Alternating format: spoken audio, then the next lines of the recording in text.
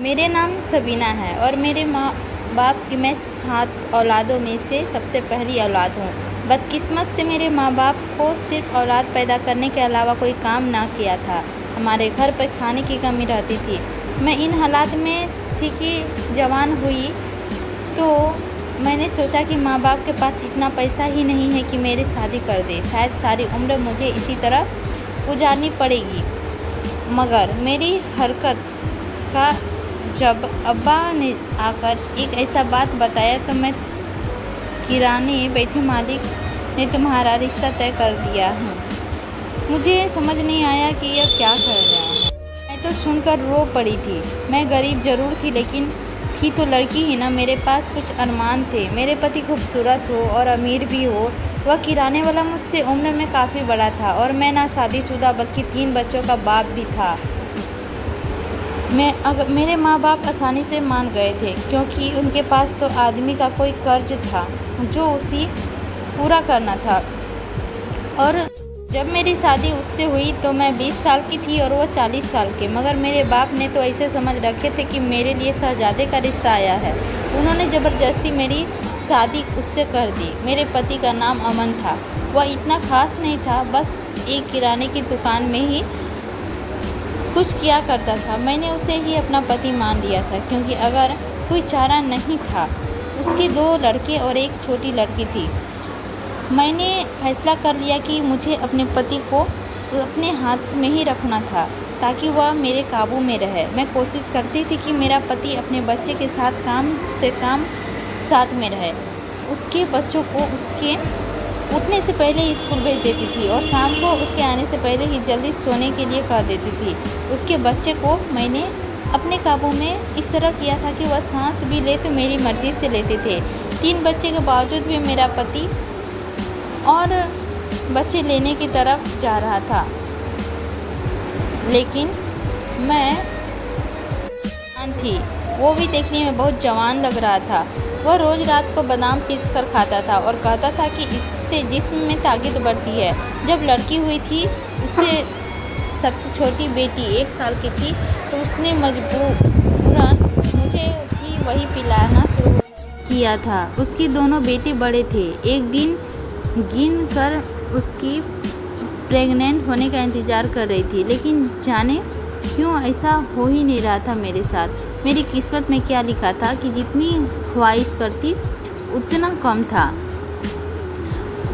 बड़े प्रेग्नेंट होने का इंतज़ार कर तो रही थी बड़े दिनों से, लेकिन जाने क्यों किस्मत में क्या लिखा है। इतनी ख्वाहिश करती अपनी औलाद को उतनी ही देर होने लगी थी।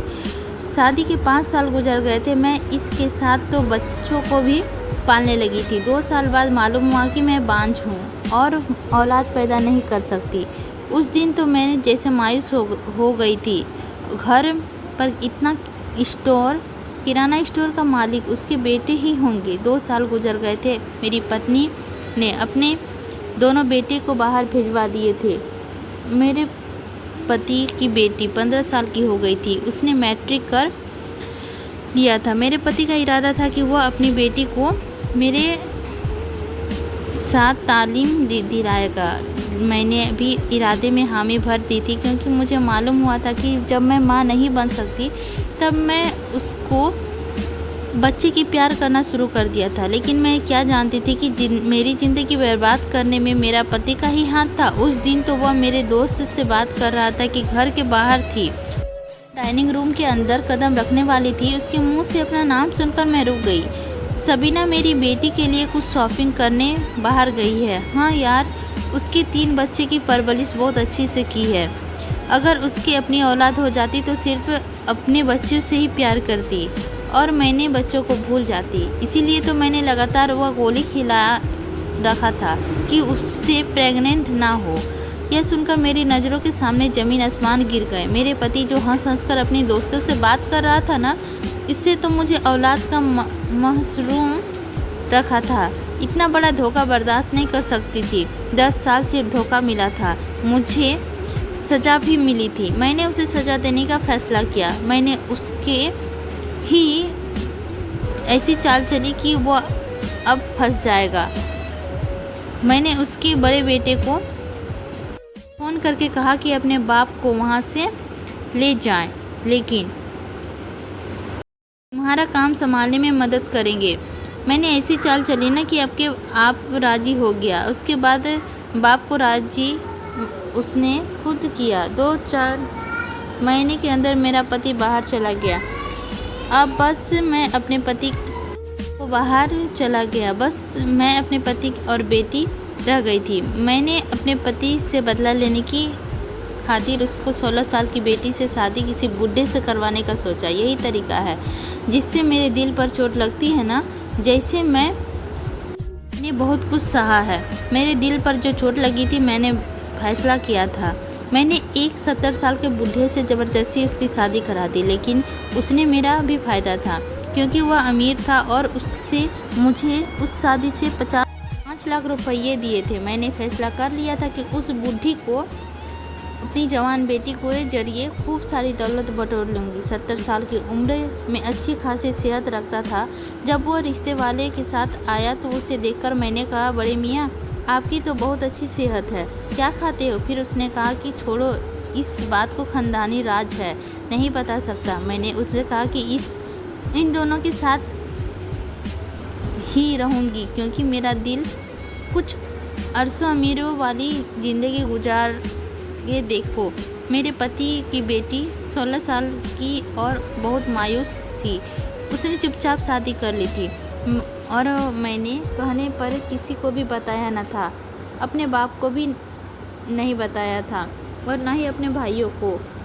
उनकी शादी पहली रात में ही चौंक गई क्योंकि वह 70 साल का बूढ़ा कमरे में जाने के बजाय चोरी चोरी किचन में जा रहा था। मैं हैरानी से उसके पीछे गई और चोरी चोरी उसे देखने लगी तो बहुत ज़्यादा हैरान हो गई। लोग शादी की पहली रात दूध पीते हैं और वह लस्सी पी रहा था, हैरान करने वाली बात थी। और फिर वह अपने कमरे में चला गया। 70 साल का बूढ़े आदमी का कोई रिश्तेदार नहीं था, उसकी एक भांजी के अलावा। वह भी शादी को रोज़ नज़र आया था। एक लस्सी पीना इतनी बड़ी बात नहीं थी, लेकिन चौंकाने वाली बात ज़रूर थी। जवान और कम उम्र बीबी के पास जाने से पहले ही लस्सी पीता था। एक दिन मैंने उसे लस्सी में गिलास पेश किया तो कहने लगी, सासू माँ मैं लस्सी नहीं पीता। मुझे उस पर ज़्यादा गुस्सा आया, लेकिन मुझे बर्दाश्त कर लिया। मैंने भी वह उम्र तो कई गुना बड़ा था। वह सवाल मुझे चैन लेने नहीं दे रही थी। एक दिन वह मुझे चुपके से देखा कि मैंने लस्सी में दवाई मिलाकर उसे लस्सी पी गया। लेकिन मैं नोट कर रही थी कि जब से उसकी शादी हुई थी वह तो जैसे बूढ़े से जवान हो गया था। कहाँ उसकी छोरियाँ और कहाँ अब वह नई नवेली दुल्हन के साथ रोज़ सौर पर जाता। और यह चक्कर था कि जानने के लिए मैंने अपनी पुरानी नौकरानी को पैसे देकर पूछा तो जवाब सुनकर मैं ज़्यादा उलझ गई। कहने लगी कि यह सारा कमाल उसी लस्सी का है जो साहब रोज़ पीते हैं। जब भी मालकिन नई शादी करते हैं तो रोज़ लस्सी पीकर ही रात को अपने कमरे में जाते हैं। मैंने उनसे कहा कि तुम्हारे मालिक को लस्सी में कुछ मिलाते हुए भी देखा था क्या? वह क्या घिस चीज़ मिलाते हैं? तो वह सोचते हुए कहने लगी, माँ जी मैंने भी देखा है कि मालिक लस्सी में कुछ मिलाते हैं, लेकिन मैं नौकर हूँ, पूछने की ज़रूरत कैसे कर सकती हूँ। मेरा ख्याल है कि कोई मर्दाना ताकत की दवा होगी ताकि साहब अपनी 16 साल की जवान उम्र बीवी को खुश कर सके। ऐसे तो पहले भी मन यही सोचा था कि जब वह नौकरानी कह रही थी ना कि वह 70 साल का बूढ़ा अपनी ताकत को उसकी कुछ बढ़ाना चाह रहा है, लेकिन जाने क्यों मेरा सेक्स मुझे एहसास दिला रहा था कि यह मामला है। और सौतेली बेटी भी इस शादी से ऐसे ही खुश थी जैसे कोई नवेली दुल्हन होती है। अपने बूढ़े पति के साथ हंसी खुशी बाहों में बाहें डालकर घूम फिर रही थी। अब उसके बाप को बताने का वक्त आ गया था कि उसकी बेटी ने घर से भागकर एक 70 साल के बूढ़े से शादी कर ली है। मैंने अपने प्लान पर अमल करने का सोचा तो मेरी सौतेली बेटी ने हीरो का हार लेके मेरे कमरे में आई और कहने लगी कि अगर आप बाबा को बताएंगे कि वह ज़बरदस्ती मुझे यहाँ लाकर ले जाएंगे, अगर मुझे यहाँ से ले जाएंगे तो अपने पति को छोड़कर नहीं जाऊँगी। मैं अपने पति के साथ खुश हूँ, नहीं बताओ। जब वो वापस आएंगे तो देखेंगे तो क्या कहेंगे। मैंने तो भी हीलों की लालच में आकर मोबाइल को एक तरफ रख दिया। उस वक्त मुझे भूल गई थी कि यह शादी मैंने अपने काम के लिए की थी। रात को फिर मैंने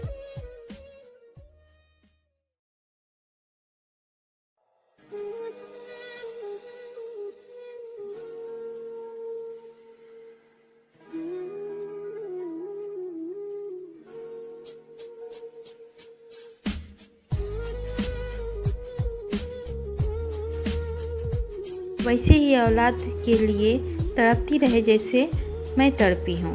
मेरा बदला पूरा होता। अगर ही रंग का कुमार चढ़ा दिया होता तो यह सब उसी लस्सी का कमाल था।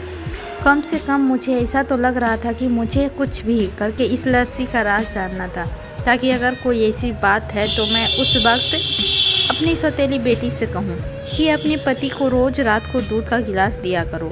उस में लस्सी पीना खतरनाक साबित हो सकता है। वह मासूम लड़की मुझसे पूछने लगी कि क्या वह नहीं पीती। मैं भी क्या बोलती। इससे पहले कि मैं जवाब देती, मेरी नज़र उस बेड पर रखी कुछ चीज़ों पर पड़ी।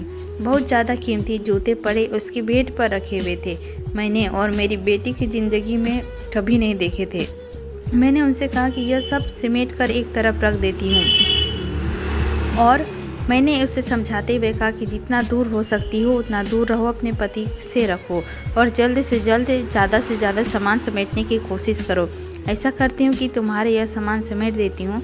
मैंने उनका सारा सामान समेटने के बहाने उनके कमरे की तलाशी ले ली, लेकिन वह पुड़िया मुझे कहीं भी नहीं मिली जिसे कि वह लस्सी में मिलाकर पीता था। नौकरानी ने बताया कि वह लस्सी खुद ही बनाता है, किसी को अपने पास आने नहीं देता है। लेकिन नौकरानी की यह बता रही थी कि आप देखिएगा साहब कितनी जल्दी औलाद भी हो जाएंगे। हर बार ही ऐसे ही आया है। मैं तो यह सुनकर घबरा गई। उसकी कोई औलाद नहीं होनी चाहिए, इसीलिए तो मैंने अपनी सौतेली बेटी की शादी करवाई थी कई गुना आदमी से जो औलाद पैदा ना कर सके, उसकी क्षमता औलाद पैदा करने की ना हो। लेकिन यहाँ तो मेरी उल्टी गंगा बह गई। वह तो औलाद पैदा करने के चक्कर में था।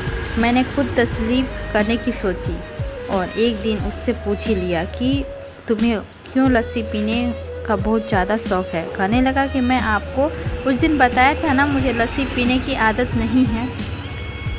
मेरा सब्र का पारा हाई हो चुका था। मैंने कहा कि तुम झूठ बोलते हो। मैंने कई बार रोज़ाना लस्सी पीते हुए तुम्हें देखा है। तुम रोज़ रात को अपने कमरे में जाने से पहले लस्सी के गिलास पी कर जाते हो। अब जल्दी बताओ क्या चक्कर है।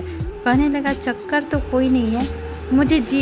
जैसे ही और कोई सवाल करती वह मेरे सवालों से तंग आकर यहाँ से चला गया और कहने लगा क्योंकि मुझे दूध पीना अच्छा नहीं लगता इसीलिए लस्सी ले लेता हूँ।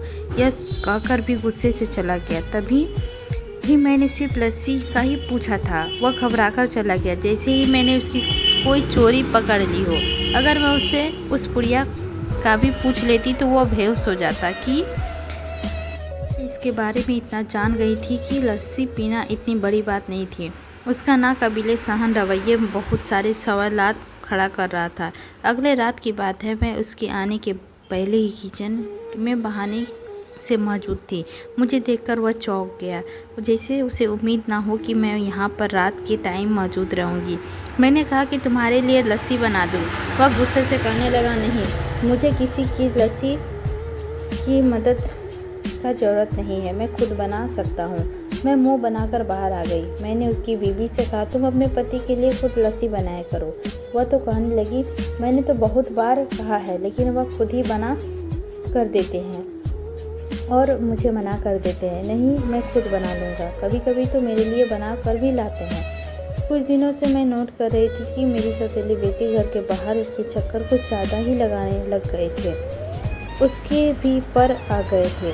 पहले तो मैंने सोचा था कि उसके बाप से शिकायत करूँगी और इम्तिहान लूँगी, जैसे कि मेरे बाप ने मुझसे बड़ी उम्र वाले आदमी से शादी कर मेरे पति से मुझे बेऔलाद कर रखा दिया था। ऐसे ही मैं अपनी छोटी बेटी को 70 साल के बूढ़े से शादी कराकर उसे बेऔलाद देना चाहती थी, मगर इस बूढ़े के पास इतनी दौलत होगी यह तो ख्वाबों में भी नहीं सोचा था।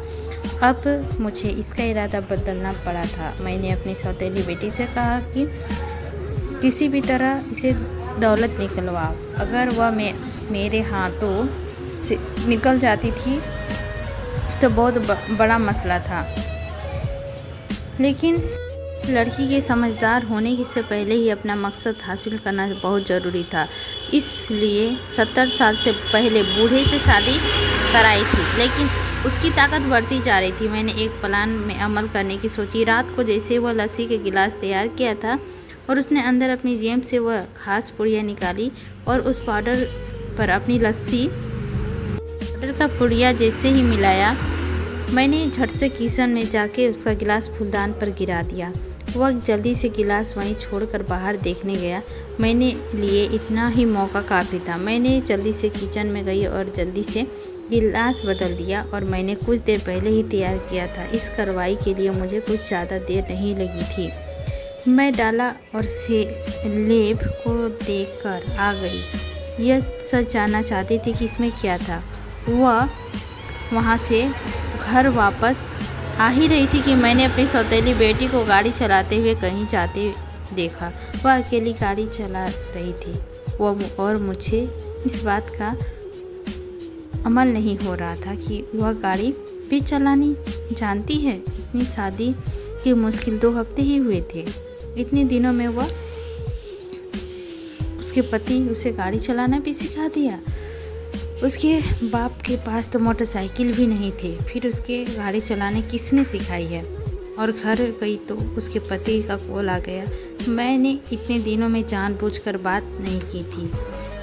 मैंने कहा पता नहीं कहाँ पर है, मुझे बताकर नहीं जाती है और हमारी बेटी अपनी मर्जी से मालकिन बन गई है। कल अगर कुछ हो जाता है तो मुझसे कुछ मत कहना। मुझे इस लड़की पर बहुत गुस्सा आ रहा है। मुझे बताए बगैर वह किन हवाओं में ही है। कई दिनों से दिन हो गए हैं, बस अपने आप में मग्न रहती है और बाहर का चक्कर भी लगानी रहती है। मैंने अपने पति से पूछकर ही तुम्हारी बीवी से कहा था। कहने लगा ड्राइवर के साथ शॉपिंग पर गई है और अब वह इस उम्र में उसके साथ शॉपिंग नहीं कर सकता। कब जवाब दे देती तो मैंने उसे ड्राइवर के साथ भेज दिया। अब मैं क्या ही करती। मैं अब उसे क्या बताती कि ड्राइवर बाहर बैठा है और तुम्हारी कम उम्र जवान बीबी बाहर घूम रही है। मुझे उस लड़की पर शक होने लगा था। कुछ तो चल रहा है इस घर में जिसकी खबर मुझे नहीं थी, जो वह मुझसे छिपा रही थी। मैं जब भी उसे देखती थी तो यही लगता था कि वह अजीब सी बर्ताव कर रही है। पति के घर में होने के बावजूद भी वह फ़ोन पर लगी रहती थी। कुछ पूछती तो कहती मैं जो कर रही हूँ उसे आप देखती ही रहो। यही लगता है कि कुछ अजीब सा बर्ताव रही है और क्या ही कहती। मैं अपनी सहेलियों से बात कर रही थी। लेब वाले ने तो 2 दिन के बाद रिपोर्ट देने के लिए कहा था। जब तक मुझे सच्चाई पता नहीं चलता वह खास लस्सी क्यों पिया करता है उसके पीने नहीं देना चाहती थी। इसीलिए आज रात भी किसी बहाने के उसे बाहर भेजकर मैंने लस्सी की गिलास बदल दिया। अगले दिन ही मैंने यही किया। फिर लेब वालों को फ़ोन आया कि रिपोर्ट बन गया है, आप आकर ले जाओ। मैंने उससे कहा कि आप बताओ रिपोर्ट में क्या लिखा है। जो कुछ उसने बताया वह सुनकर मुझे की लेब की छत मेरे सीट पर गिर गई।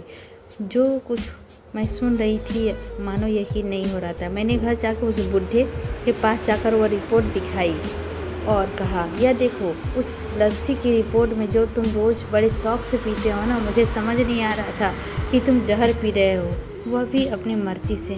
उस पुड़िया में जहर होता है और तुम जानबूझकर लस्सी में मिलाकर पीते हो। बूढ़े ने बताया कि इस लस्सी में ताकत वाली दवाइयाँ शामिल नहीं हैं, इस वजह से जहर मिला हुआ है। यह सुनकर मैं बहुत ज़्यादा परेशान हो गई और जानबूझकर जहर क्यों पी रहे हो। फिर मुझे ख्याल आया कि कहीं उसकी बीवी ने तो उसे जहर नहीं दे रही है, क्योंकि उसके रंग ढंग कुछ ठीक नहीं लग रहे थे। मैंने उससे ही कहा कि पुड़िया तुम्हें कौन देता है, कहीं तुम्हारी बीवी तो नहीं देती तुम्हें यह पुड़िया।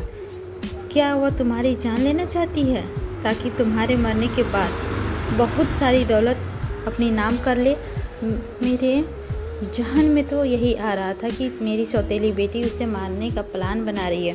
ताकि दौलत और जायदाद उसके पास हो जाए, सारी उनके नाम हो जाए, क्योंकि बूढ़े की औलाद भी नहीं थी।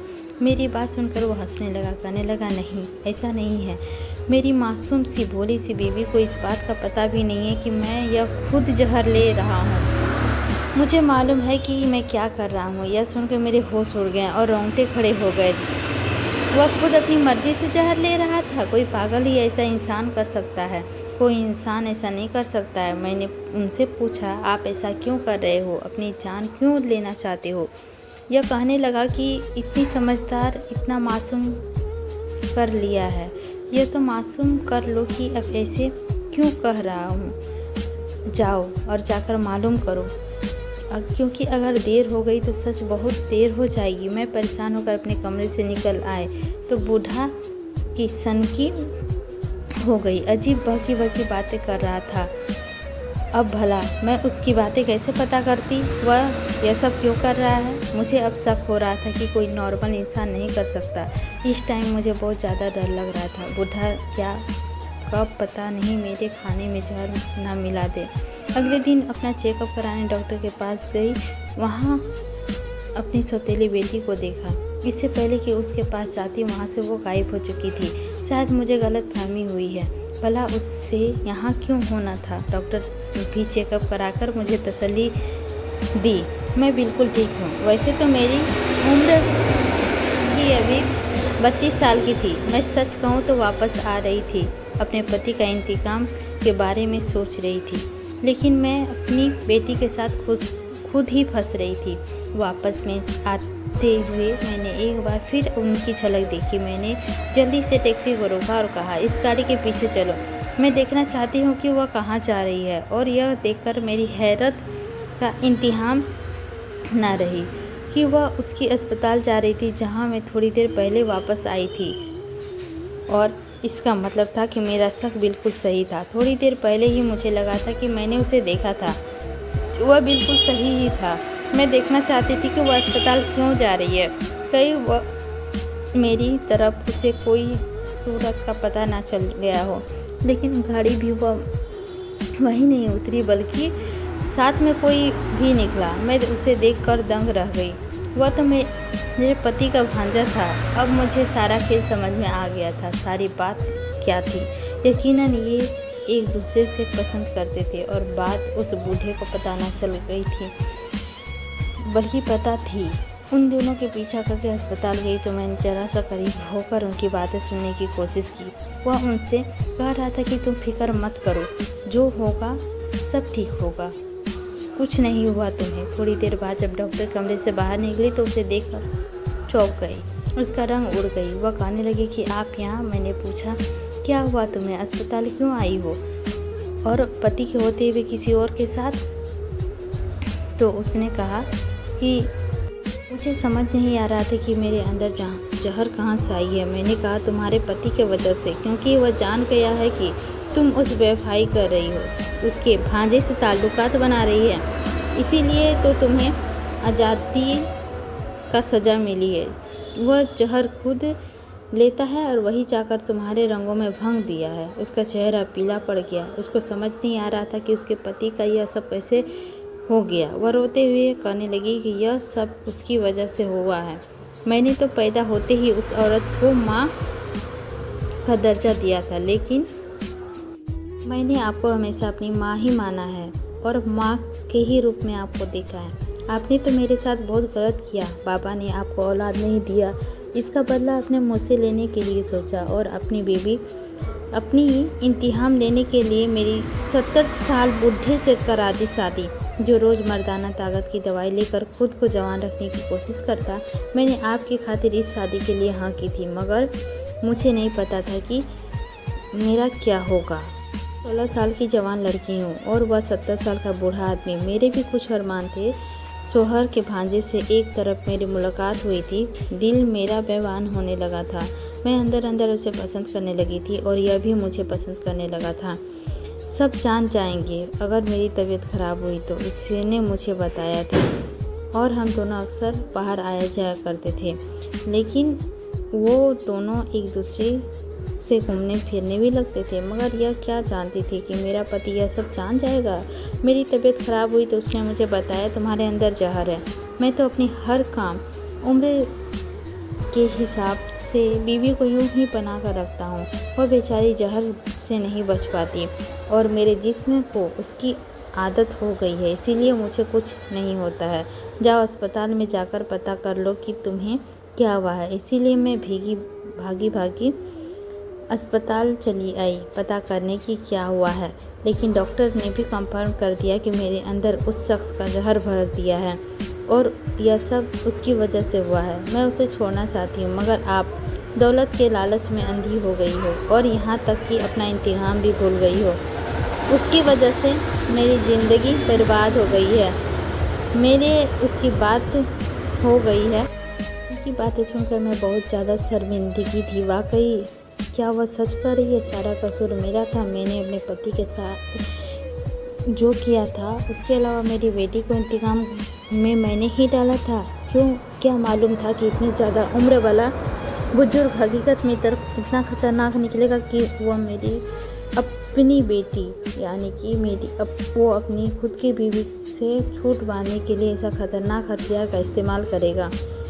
यह सब मेरी वजह से हुआ है और यह मुझे इस सारे हिस्से को खत पकड़ना होगा। मैंने उससे वादा किया कि सब ठीक है, मैं तुम्हारे साथ गलत किया है और अब मैं ही सब कुछ ठीक करूँगी। मैंने सबसे पहले अच्छे से इलाज करवाया। शुक्र है कि मैं वक्त में से ही पता लग गया और कुछ महीने में इलाज शुरू भी हो गया और ठीक भी हो गया। इस सारे अरसे के दौरान अपने पति से दूर रही थी। इससे पति का एक दिन फासिल हो गया। अटैक इतना बड़ा था कि वह बिस्तर का होकर ही रह गया और 2 महीने में ही इंतकाम हो गया। कानून की वजह से सारी दौलत की मालकिन मेरी बेटी हुई। मैंने इसकी इबादत पूरी करवाई थी और पूरी पसंद से दूसरी शादी करा दी थी। मैं उसकी शर्मिंदा थी उस माफ़ी कि मैंने उसके साथ बहुत गलत किया था, मगर उनकी माफ़ी मुझे माफ़ कर दिया था। मैंने अपने डॉक्टर से ही मैंने बात करवाई थी। डॉक्टर ने जो ही बताया था कि मैं बांझ नहीं हूँ, बस मेरे पति ने मुझे जो औलाद का हक से मशहूर रखा है। मैंने अपने 32 साल की ही जवान थी और खूबसूरत थी, अपनी नई ज़िंदगी शुरू कर सकती थी। इसीलिए मैंने अपने पति को तलाक ले ली और कुछ अरसे के बाद एक सुलझे हुए इंसान से शादी कर ली और मैं ना सिर्फ अपनी ज़िंदगी में खुश थी बल्कि बहुत खुश थी और इससे पहले मेरी बेटी भी खुश हो गई थी और हम अपने माफ़ी भी मांग लिए थे एक दूसरे से और सभी लोग खुश थे। मेरे पति को मैं अकेला छोड़ दी थी उनके बेटे के साथ और मैं अपनी ज़िंदगी काफ़ी अच्छे से गुजार रही थी। तो दोस्तों, कैसी लगी आप लोगों को कहानी? आई होप अच्छी लगी होगी तो लाइक कीजिएगा, चैनल पर नए होंगे तो सब्सक्राइब कीजिएगा और पूरी कहानी को वॉच कीजिएगा ताकि आप लोगों के लिए जो मेहनत हम कर रहे हैं वो सक्सेस हो जाए। आई होप ये कहानी आप लोगों को अच्छी लगी होगी। तो मिलते हैं कल की स्टोरी में। आप लोगों को कुछ अलग कुछ हटके कहानी हम लेकर आएंगे और टेक केयर, बाय बाय।